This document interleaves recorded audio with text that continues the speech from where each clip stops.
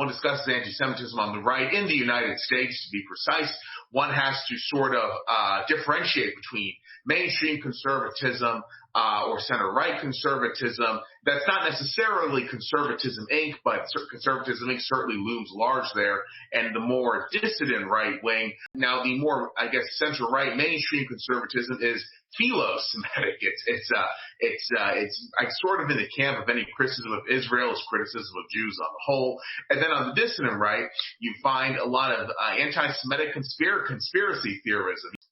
Well, my opening thought is that the fundamental frame is dishonest, not as a criticism of you, but there is the term anti-Semitism, but there is no term anti-Gentilism.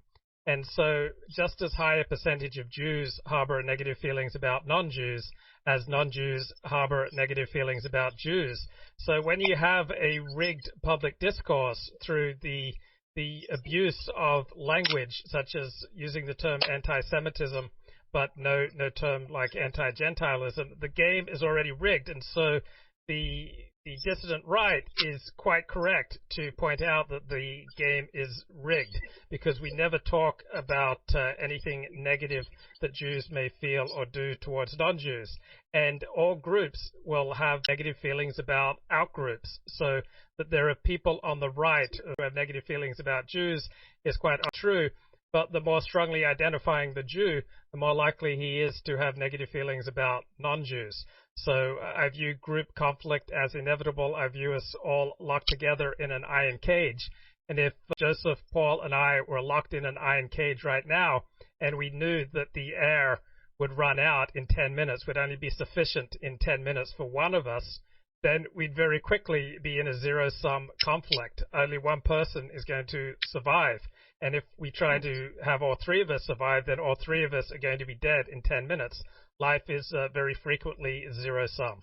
Pass. I have several observations which I think are relevant to the subject of anti-Semitism on the right. First of all, I entirely agree with what Luke said, that talking about anti-Semitism without talking about anti-Gentile feelings among Jews does rig the game. And having lived among Jews many years of my life, let me assure you that most Jews I've known have prejudice against non-Jews, but they don't seem to matter very much because the Jews have been able to turn the subject, with the help of Christians, toward some danger of anti-Semitism. Moreover, the anti-Semitism is seen as exclusively on the right. And an argument that I've made is that although most dangers to Jews come from the left, the preferred enemy for Jews is the right-wing anti-Semite, or the right in general, which is seen as the source of anti-Semitism, which makes it very difficult even to deal with, where the real enemies are.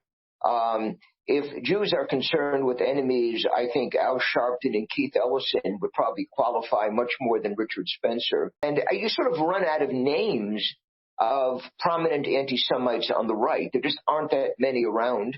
And we both know that, once you move beyond the far right, we're dealing with Conservatism Incorporated, which is largely paid for by Zionists, And so I don't think there is some kind of danger or all-pervasive danger of right-wing anti-Semitism in the United States, despite, the dangerous, frightening appearance of nutcases like the one in Pittsburgh who blew up or who shot people in a synagogue. I mean, that's terrifying.